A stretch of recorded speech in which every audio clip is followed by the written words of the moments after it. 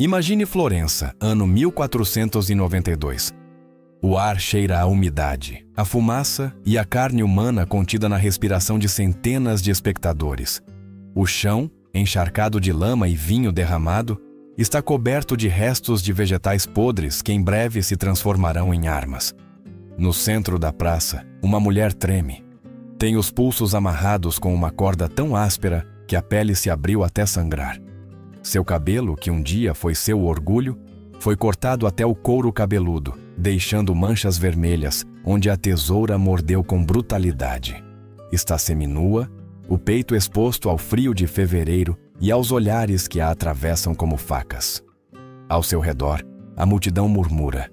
Os homens gritam insultos, as mulheres observam em silêncio, apertando os lábios, temendo se verem refletidas naquela figura trêmula. Algumas crianças, animadas pelos pais, recolhem pedras do chão e as atiram entre risos nervosos, sem entender completamente o que fazem. Para elas, é mais um espetáculo, um jogo aprendido desde o berço.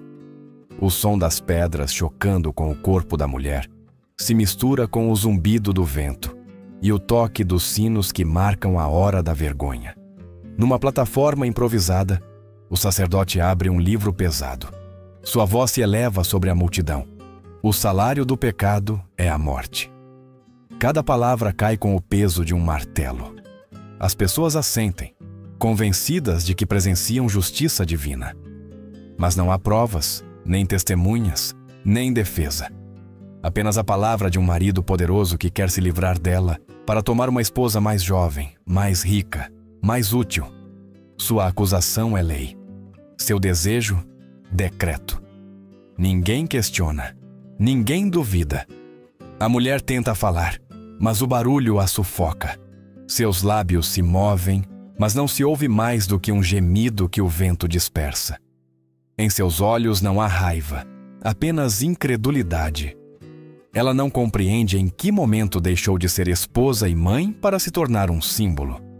Seu corpo, trêmulo e humilhado, já não lhe pertence. É propriedade da multidão, que o usa para reafirmar seu próprio poder, sua própria virtude. O carrasco se aproxima com uma tocha acesa. Não a usará para queimar, mas para assinalar o final do ato. Ele a levanta ao céu, e a multidão irrompe em aplausos. O espetáculo terminou. Alguns recolhem os restos de comida do chão. Outros se vão comentando os detalhes, como se tivessem assistido a uma peça teatral. Ninguém olha para trás. Ninguém se lembra do seu nome. Apenas o eco da sua respiração fica suspenso por alguns segundos antes de se dissolver no ar. Florença, berço da arte, da beleza, da razão, transforma-se naquela manhã em cenário de barbárie. Mas esta cena não é única. Ela se repete, com diferentes rostos e sotaques, na Babilônia, em Roma, em Bizâncio, em Jerusalém, em Delhi, em Paris. Ao longo dos séculos, o castigo pelo mesmo pecado será sempre o mais cruel, o mais público, o mais desumanizante. Em toda parte, a mulher acusada de desejar, de amar ou de desafiar o poder do homem será tratada como ameaça e sacrifício. Por trás de cada pedra lançada, por trás de cada grito de justiça, esconde-se o mesmo propósito: controlar. Controlar o corpo, o silêncio e a vontade feminina. O que hoje vemos como barbárie era então virtude. O que chamavam de justiça era terror abençoado por sacerdotes e reis. E o mais perturbador é que esses castigos não eram secretos. Eram celebrados em praças, templos e ruas, sob o olhar cúmplice de povos inteiros que confundiram a crueldade com moral. A história daquela Florentina, anônima, esquecida, destruída, é apenas a primeira de milhares. Mas sua dor resume a verdade mais amarga da história. Na luta pelo poder, as mulheres foram o campo de batalha. Seu corpo foi a lei, o castigo e a advertência. E enquanto o vento de fevereiro soprava sobre a praça vazia, o eco de seu choro se misturava com as preces, lembrando ao mundo que mesmo a beleza mais civilizada pode esconder a escuridão mais profunda. Há quase 4 milênios, quando o sol nascia sobre as terras férteis do Eufrates, o rei Hammurabi mandou gravar suas leis em pedra. Entre os 282 mandamentos que regiam o Império Babilônico, alguns eram dedicados exclusivamente à fidelidade das mulheres. Nenhum outro crime era julgado com tamanha teatralidade divina. O adultério feminino não era apenas um delito, era uma ofensa aos deuses. E a sentença era executada diante dos seus olhos, através da água. A Lei 132 do Código de Hammurabi ordenava que toda mulher acusada, mesmo que não tivesse sido surpreendida no ato, deveria ser lançada ao rio. Se se afogasse, era culpada. Se sobrevivesse, os deuses a haviam absolvido. Mas, na realidade, a sobrevivência era quase impossível. Ao amanhecer, quando o ar ainda cheirava a barro e oferendas, a mulher era levada à beira do Eufrates. Nua, as mãos amarradas às costas, às vezes com pedras amarradas aos tornozelos. A comunidade inteira acorria para contemplar o julgamento. Era um espetáculo mais esperado que qualquer celebração. Os sacerdotes invocavam o deus Enki para que a água revelasse a verdade. Depois, sem piedade, a atiravam ao centro da corrente. Não a empurravam suavemente, a lançavam com força, como se o rio fosse uma boca disposta a devorá-la. O silêncio durava alguns segundos. Depois vinham os gritos, as apostas, as preces. Alguns pediam que ela flutuasse, outros desejavam vê-la afundar rápido. Seu corpo lutava contra a corda, contra as pedras, contra o medo. Quando a corrente finalmente a vencia, ninguém se aproximava. Ela deveria permanecer debaixo d'água por 3 dias, para não ofender o deus do rio. Quando finalmente a arrastavam para essa margem, o cadáver estava irreconhecível, inchado, deformado, com a pele se desprendendo como um tecido podre. Não recebia sepultura. Era deixado para apodrecer à vista de todos, como lição para as demais. Mas mesmo as que conseguiam sair com vida, estavam condenadas. Regressavam a povos que as haviam visto nuas, que haviam apostado em sua morte. Sua reputação desvanecia. Sua propriedade era confiscada, seus filhos considerados impuros. Viviam o resto de seus dias como sombras, rejeitadas pela mesma comunidade que as havia julgado. Os arqueólogos modernos encontraram túmulos perto de rios babilônicos, com esqueletos femininos amarrados e sinais de afogamento. Milhares de mulheres morreram assim apenas durante o reinado de Hammurabi. E o mais terrível foi que este método não morreu com ele. Espalhou-se pela Mesopotâmia, passou para os assírios, os hititas e séculos depois, chegou até a Europa. O ritual do rio tinha uma lógica cruel. Os homens sabiam que a maioria não conseguiria flutuar com as mãos atadas e o corpo carregado. Mas fingiam acreditar que era a justiça dos deuses. O que na realidade queriam era um mecanismo perfeito para eliminar uma mulher sem necessidade de provas. Bastavam uma acusação, uma suspeita, uma palavra do marido. Algumas tabuletas encontradas na Suméria conservam as últimas frases das condenadas. Uma escreveu: "Chamo Inanna para que seja testemunha da minha inocência, embora eu saiba que o rio me levará. Ensinai minhas filhas a calar, porque o silêncio é sua única proteção." Outra, com resignação dilacerante, deixou gravado: "Meu esposo se cansou de mim. O rio é sua solução. Os deuses são sua desculpa." Assim era a justiça no começo da civilização. Uma justiça que se confundia com o sacrifício, uma devoção que disfarçava a crueldade. Em nome da pureza, a água limpava a culpa, mas sempre lavava o sangue das mulheres. Quando a Babilônia caiu e os deuses do rio ficaram em silêncio, Roma herdou seu lugar como centro do mundo. Mas a capital do império não precisava de água para julgar as mulheres. Tinha o fórum, o coração pulsante da cidade, onde se misturavam o poder, a política e a vergonha pública. Ali se executavam as leis da honra, e nenhuma era mais impiedosa do que aquela que castigava a infidelidade feminina. O patriarca romano tinha poder absoluto sobre sua casa. Pater familias, chamavam-no. Sob sua autoridade estavam os filhos, os escravos e, sobretudo, a esposa. O adultério não era apenas uma falta moral, era uma mancha sobre seu orgulho e sobre a linhagem. Por isso, quando uma mulher era acusada, o castigo se convertia num espetáculo que deveria devolver o equilíbrio perdido. A honra do homem em troca da destruição do corpo da mulher. A lei de Augusto, a Lex Julia de Adulteris Coercendis, permitia que um marido matasse sua esposa se a surpreendesse no ato. Mas para muitos homens, a morte era um castigo rápido demais. Preferiam algo que durasse, algo que transformasse a mulher numa lição viva. Assim nasceu a prática da rinotomia, o corte do nariz. O procedimento era tão ritual quanto sádico. No fórum, diante dos cidadãos, o marido recitava a lista dos crimes de sua esposa.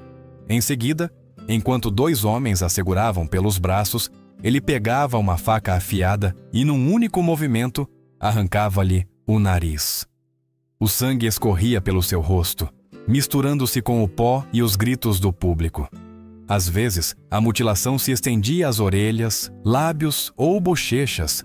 Alguns maridos, ainda mais cruéis, mandavam gravar com ferro em brasa as palavras adúltera ou impura em sua testa.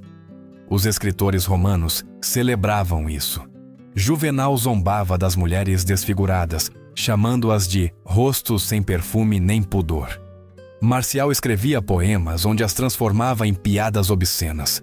Ninguém falava de dor, de infecção, de febre. Ninguém mencionava que muitas morriam dias depois, devoradas pela gangrena.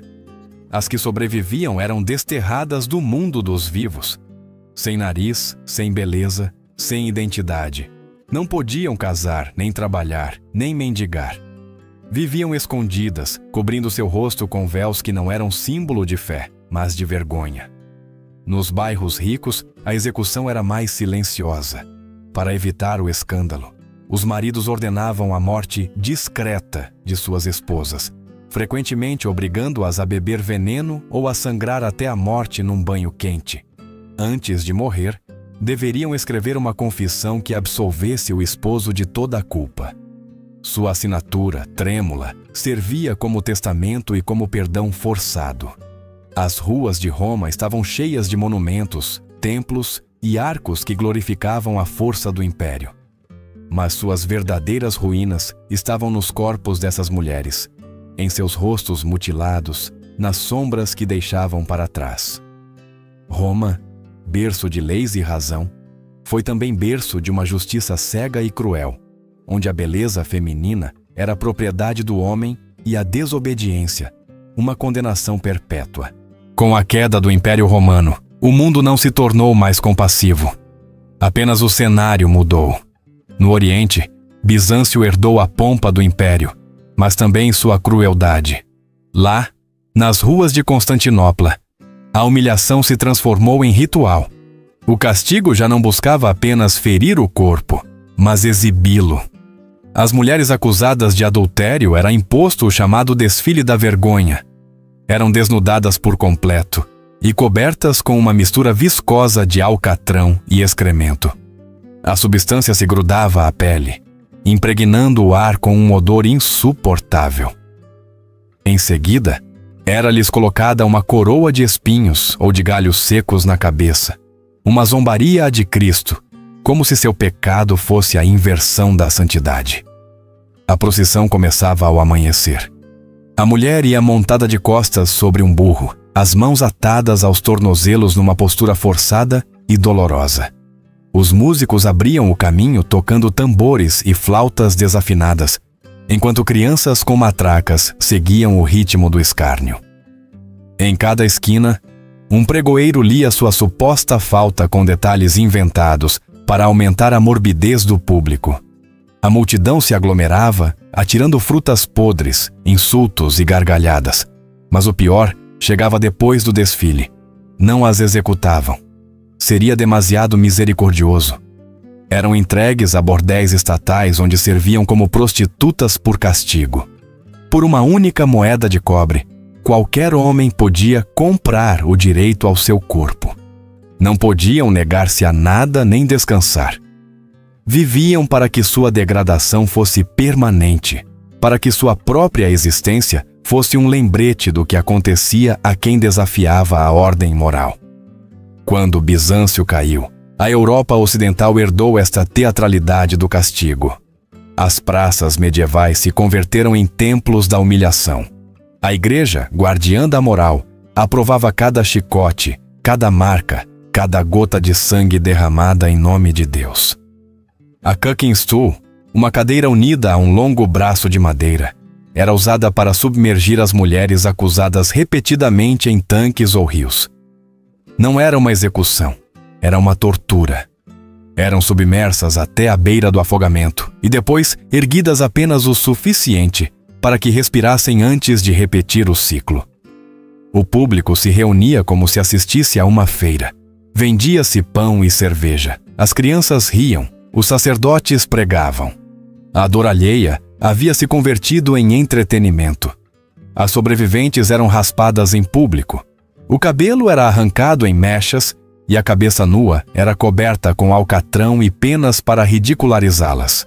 Algumas eram marcadas com ferro quente com a letra A de adúltera, ou com figuras de demônios e serpentes sobre o peito e o rosto. A vergonha era a alma da justiça medieval. O fogo e a água, símbolos de purificação, eram usados para destruir, não para limpar. A mulher não só deveria sofrer, deveria fazê-lo à vista de todos, para que sua dor se convertesse numa lição coletiva.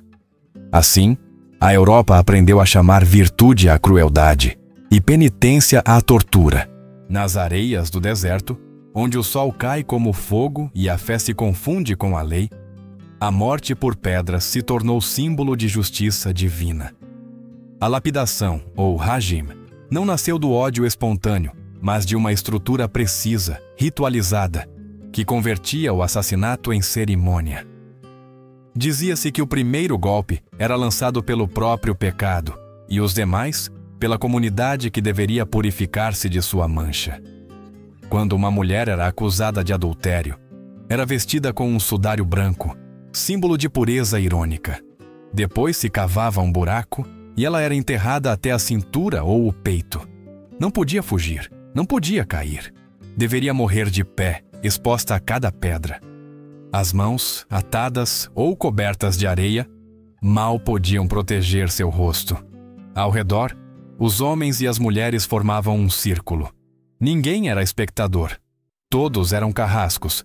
O líder religioso recitava versos sagrados. Sua voz, firme, abria o ato. A primeira pedra deveria ser lançada por quem a havia acusado. Era o gesto do justo, o início do sacrifício. As demais seguiam numa chuva de rocha e poeira. Não eram pedras grandes, deveriam ter o tamanho de uma laranja, nem tão pequenas que não fizessem mal, nem tão grandes que matassem rápido. O propósito não era executar, mas prolongar o sofrimento. O impacto dos primeiros golpes quebrava ossos, abria a pele. A mulher, entre gritos, tentava cobrir a cabeça. Mas o castigo estava desenhado para durar. As pedras ricocheteavam contra seu corpo, contra o chão, contra os corpos dos que estavam perto. A multidão às vezes calava, às vezes aplaudia. Ninguém se retirava antes do final. A morte chegava por asfixia, por hemorragia ou pelo simples colapso do corpo. Em ocasiões, quando já não se movia, continuavam atirando pedras, para assegurar-se de que o pecado não respirava. Os relatos antigos descrevem sons impossíveis de esquecer. O golpe seco da pedra na carne, o estalido dos ossos, os gritos que se tornavam gorgolejos quando o sangue enchia a garganta. Algumas mulheres paravam de gritar não por morrer, mas porque suas mandíbulas estavam fraturadas. Permaneciam vivas em silêncio durante minutos eternos, até que a escuridão se impunha. O corpo não era enterrado. Era deixado sob o sol, entre os abutres. Só depois, quando o fedor se tornava insuportável, queimavam-se os restos e espalhavam-se as cinzas. Nem nome, nem túmulo, nem oração. Era como se jamais tivesse existido. A lapidação não foi uma invenção de uma só fé. Foi o eco de uma ideia que cruzou séculos e fronteiras, que a pureza do povo deveria ser paga com o sangue de uma mulher. A pedra não só matava, legitimava o poder. Convertia a multidão em cúmplice, o carrasco em devoto, o crime em virtude. E assim, geração após geração, o pó do deserto se misturou com a carne daquelas que morreram sem voz. Nas terras do Ganges, onde os templos se refletem na água sagrada e o incenso cobre o ar com cheiro de fé, o castigo por adultério tomou uma forma ainda mais perversa. O próprio rosto da mulher se convertia em campo de execução. No Império Mogol, sob o reinado de Aurangzeb, a mutilação do rosto se institucionalizou com o nome de Nakhatna, o corte do nariz. Dizia-se que era um castigo intermediário, menos cruel que a morte. Mas na realidade, era uma condenação a uma vida sem rosto, uma existência na qual a vergonha nunca terminava. O nariz, na cultura indiana, representava a honra. Perdê-lo era perder a identidade. Por isso, quando uma mulher era acusada de infidelidade, o carrasco, frequentemente um barbeiro ou um cirurgião, usava uma lâmina curva chamada nakatar para cortar de uma só vez a cartilagem e o osso. O corte deveria ser limpo, sem hesitação. A dor era imediata e absoluta. Um jato de sangue saía disparado, manchando o chão e as roupas. Algumas morriam sangrando em questão de minutos. Outras ficavam vivas, cambaleantes, sem conseguir respirar bem, com a voz quebrada, tentando cobrir o buraco aberto em seu rosto. Os cronistas britânicos do século XIX deixaram testemunhos que gelam o sangue. Um relatou ter encontrado uma jovem de apenas 16 anos sentada à beira da estrada, com o rosto destroçado, o sangue ainda fresco. Seu esposo lhe havia arrancado o nariz e o lábio superior com uma foice de lavoura, porque ela havia sorrido para outro homem. A moça não chorava. Apenas respirava com dificuldade, como se cada inalação fosse uma batalha. A mutilação não terminava no ato. As vítimas eram expulsas de seus lares, rejeitadas por suas famílias. Ninguém queria olhá-las, porque olhar era compartilhar sua desgraça. Numa sociedade que venerava a beleza feminina, uma mulher sem nariz era considerada impura, intocável. Não podia casar, nem trabalhar, nem pedir esmola. Seu rosto, deformado, era uma marca de vergonha eterna. Nos palácios, o horror se tornava refinado. As mulheres nobres, quando eram acusadas, sofriam amputações mais elaboradas. Não só o nariz, mas as orelhas, as pálpebras, os lábios. Num caso documentado em Delhi, uma esposa de um nobre foi mutilada até ficar irreconhecível, mas mantida viva por anos, alimentada por um tubo, oculta atrás dos muros do palácio, convertida num fantasma respirante. Com o tempo, o castigo se tornou uma ameaça cotidiana. Os maridos penduravam lâminas à vista, lembrete constante do que ocorreria se suas esposas desobedecessem. As mães contavam histórias de mulheres sem rosto, para infundir medo em suas filhas. Assim, o terror era herdado como uma tradição. O Nakhatna não só cortava carne, amputava a alma, convertia o amor em delito, a beleza em perigo, o sorriso em sentença. Em cada mulher mutilada se refletia o triunfo do controle masculino sobre a identidade feminina. E embora o sangue secasse, o medo continuava a pulsar em cada casa, em cada olhar. No vasto império chinês, onde a harmonia se confundia com a obediência e a ordem familiar se elevava a dogma, a mulher nascia com uma carga invisível: ser perfeita, dócil, pequena. Desde tempos antigos, a disciplina feminina não se impunha apenas com palavras, mas com dor. E a dor mais refinada, a mais aceita socialmente, era o enfaixamento dos pés. Chamavam-no de lótus dourado, símbolo de beleza e virtude. Mas por trás dessa palavra poética, escondia-se uma das torturas mais cruéis da história: As meninas começavam a ter os pés enfaixados entre os 4 e os 8 anos antes que os ossos se consolidassem. As mães, muitas vezes chorando, cumpriam a tradição sabendo que estavam marcando suas filhas para toda a vida. Primeiro lavavam os pés com água quente para amolecer a carne. Depois, dobravam os 4 dedos menores sob a planta, quebrando deliberadamente os ossos. O arco se fraturava com força, empurrando o calcanhar para a frente, até que o pé ficasse reduzido a uma curva impossível de apenas 8 centímetros. Finalmente, era envolvido com tiras de seda ou algodão, embebidas em ervas e vinagre, apertadas com força até que o sangue parasse de circular. Durante semanas, a dor era insuportável. As meninas gritavam, algumas desmaiavam. As mães respondiam com palavras piedosas. O sofrimento traz virtude, filha. O sofrimento te fará desejável. Com o tempo, a pele morria.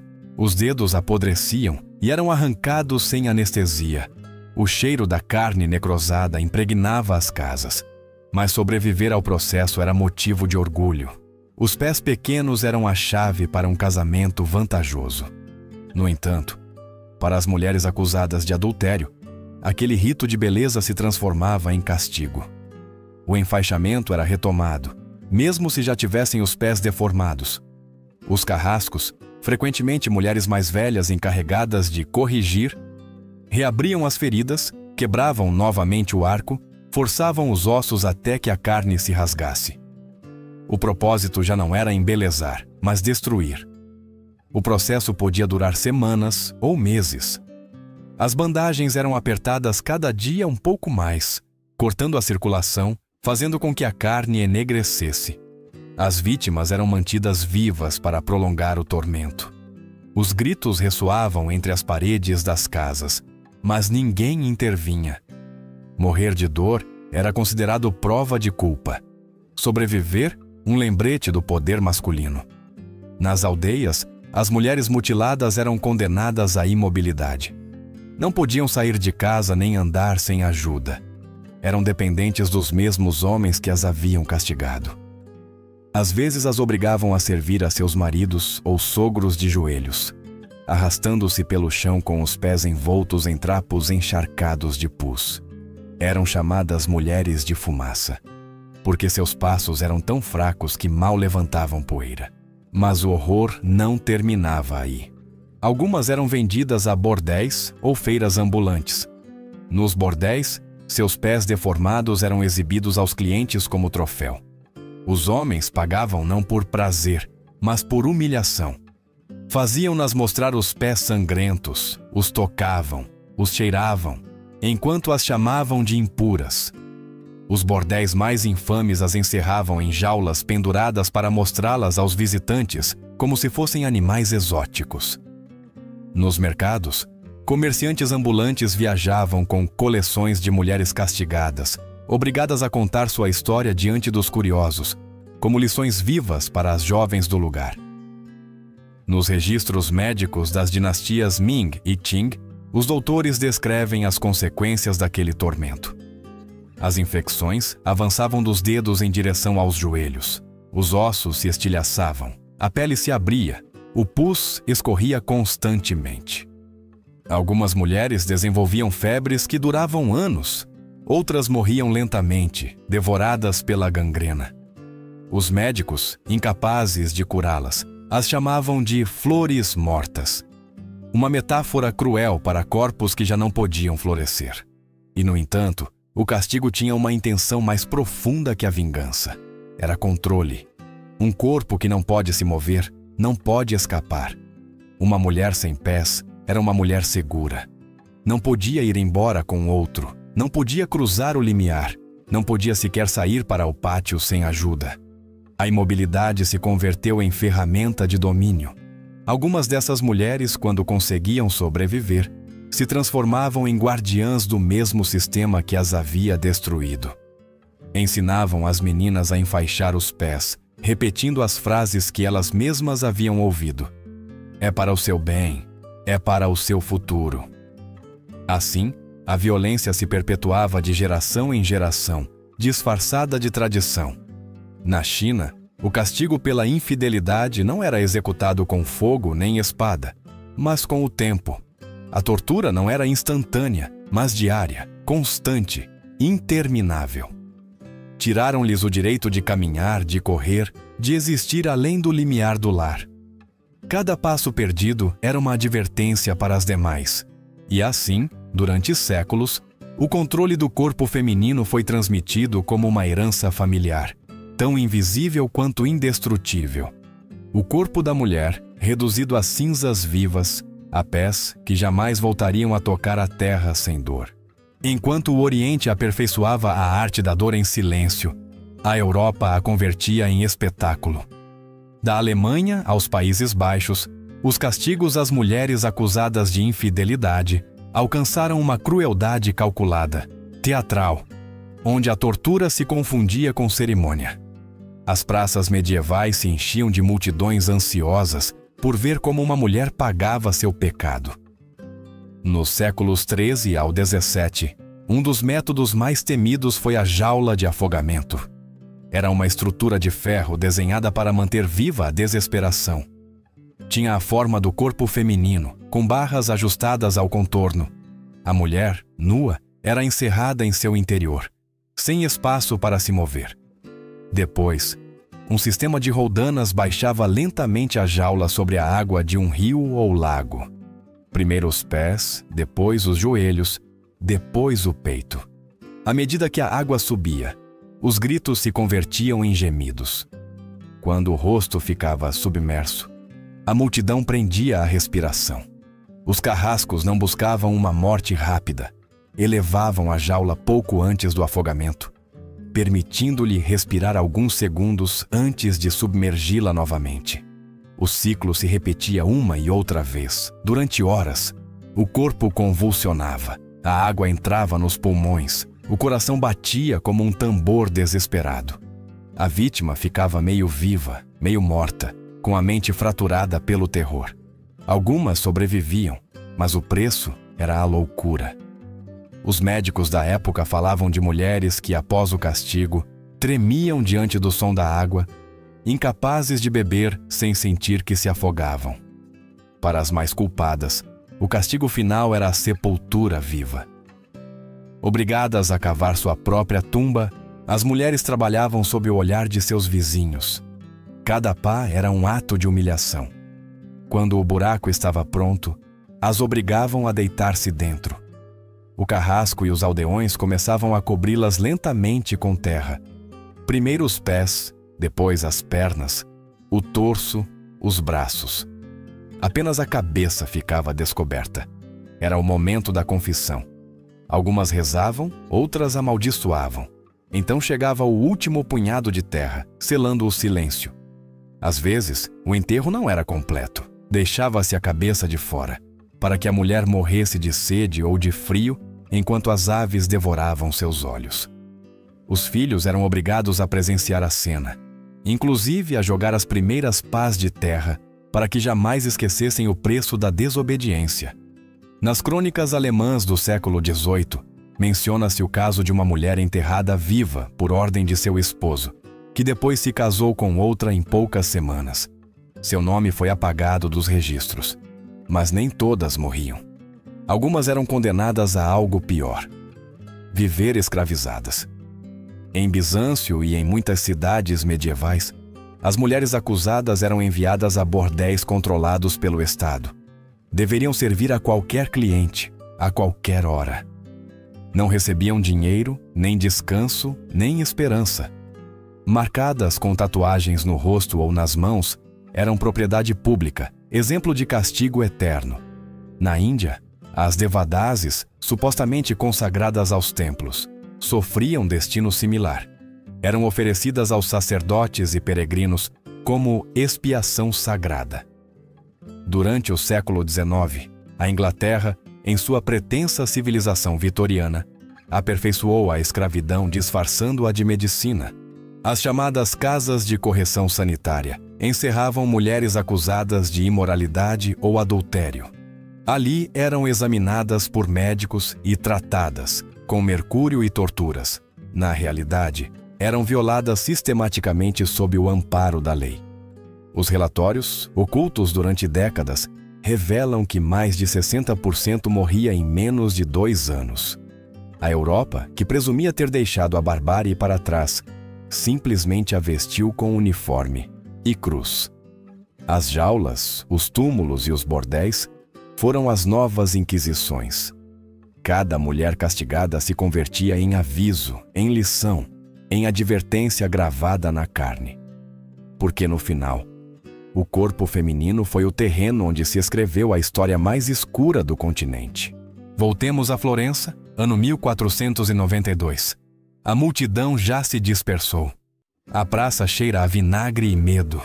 No chão, onde antes se elevavam gritos e preces, só resta o corpo de uma mulher, Lucrécia. 4 dias depois de sua humilhação pública, ela morreu por causa das infecções provocadas pelas pedras que seus vizinhos lhe atiraram. Não recebeu absolvição nem enterro cristão. Seu marido, livre de culpa, casou-se semanas mais tarde com sua amante grávida. Lucrécia tinha apenas 23 anos. Sua história, apagada dos registros, sobreviveu apenas como rumor. Mas sua sombra, como a de milhares de mulheres antes e depois dela, estendeu-se sobre os séculos. O que a matou não foi o adultério, mas o medo. O medo dos homens de perder poder, o medo da sociedade de aceitar a liberdade das mulheres. Por trás de cada fogueira, de cada rio, de cada pedra, ocultava-se o mesmo propósito: subjugar, controlar a voz, o corpo, o desejo. Cada cultura o justificou a seu modo, em nome dos deuses, da honra, da família ou da lei. Mas o resultado sempre foi o mesmo: corpos quebrados, rostos desfigurados, vidas apagadas. Durante séculos, as mulheres aprenderam a caminhar com cuidado, a falar em sussurros, a amar com medo.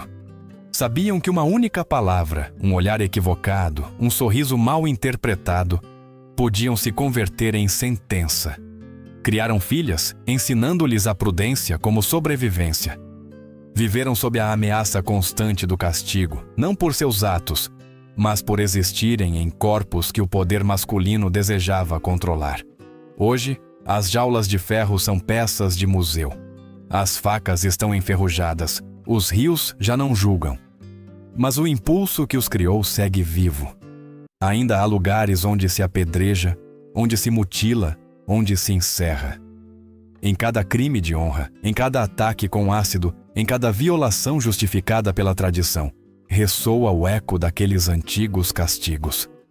A forma mudou, mas a mensagem persiste: que o corpo da mulher não lhe pertence. Recordar Lucrécia e todas as que morreram não é um exercício de dor, mas de justiça. Não foram pecadoras nem rebeldes, foram humanas. Foram vítimas de um sistema que converteu a crueldade em virtude. Elas merecem ser lembradas não como exemplos de castigo, mas como símbolos de resistência. Porque cada mulher que sobreviveu à vergonha, que continuou criando, cantando, amando apesar do medo, foi um ato de rebelião silenciosa. Sua fortaleza nos chega através do tempo, como um sussurro entre as ruínas. Não nos apagarão. Se esta história te abalou, reflita. Quanta injustiça continuamos aceitando como costume? Quantas vezes confundimos moral com medo, lei com crueldade? Deixe sua opinião nos comentários. Diga-nos o que pensa sobre a violência, a injustiça e o silêncio imposto pela história. Sua voz importa, porque cada palavra, cada lembrança, é uma forma de quebrar as correntes invisíveis que ainda nos prendem ao passado.